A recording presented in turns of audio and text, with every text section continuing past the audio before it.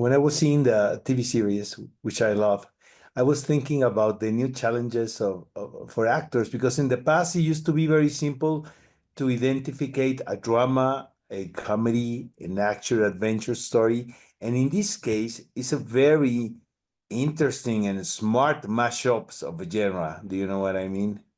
Must be like a real nice challenge to be part of it. Well, that's part of the reason I gravitated towards it, because it felt very. I liked that you couldn't pin what it was really. You couldn't. I was very unexpected when I started, or surprised. It wasn't what I expected when I started reading it. I hadn't read Martha Wells's novella All Systems Red, that the first season of Murderbot is based on, prior to getting involved with this. So hearing that it's like a sci-fi adventure called Murderbot, I expected something completely different from when I started reading it. And I expected a very different character. I thought it would be way more kind of straightforward action sci-fi with the protagonist that would be way more tough and assertive and testosterone filled. But instead you find this socially awkward android who watches soap operas, which I found really refreshing. And I loved that. And also with in the scripts that Chris and Paul Weitz wrote, the tone was comedic, but it wasn't like a flat out sitcom type Yeah. comedy. It was very kind of subdued in a way, and with dramatic elements and action elements. And I thought it was just really refreshing and unique in a way. So that's kind of why I wanted to join. Murderbot watches soap operas, but at what point he realized real life it's more complicated than the ones in the soaps. Yeah, and there's a lot of, in a way, life imitates art in a way, because Murderbot has watched over 7,000 hours of soap operas, especially The Rise and Fall of Sanctuary Moon. So it's learned a lot about humans and human connections from watching the shows. But then it realizes when it's surrounded by this group of people in the beginning of the series, these space hippies, it's observing them with interest and intrigue, because it reminds it of a soap opera, but it's scary because it's also involved. They're trying to get Murderbot involved into the group and bring it into the group. And it's obviously way more safe to watch a soap opera that you can turn off whenever you want, rather than being in it yourself. So that is quite intimidating to Murderbot.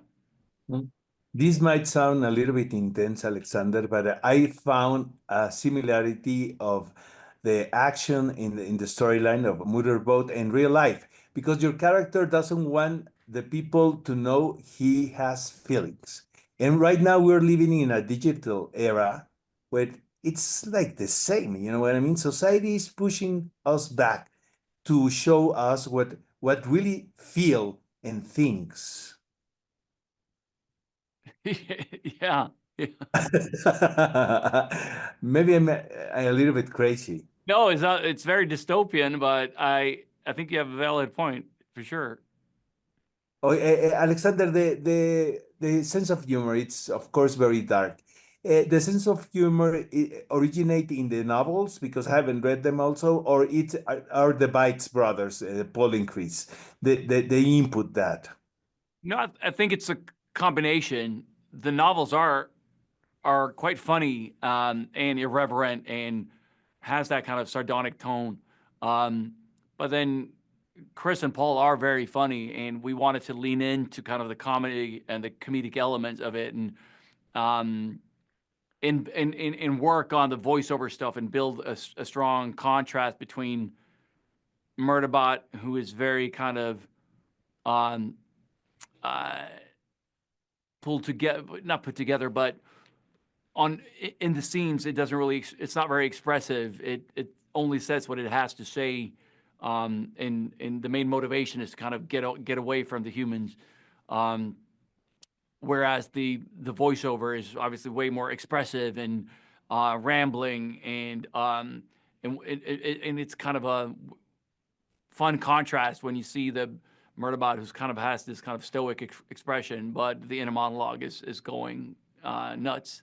So that was definitely we wanted the comedy to be, we wanted it to be very kind of played very straight for Murderbot and all characters, and then the comedy comes from how unique and how different these characters are, and how differently they approach different situations. Okay. Thank you much for this chat, Alexander. Much appreciated. Thank you so much.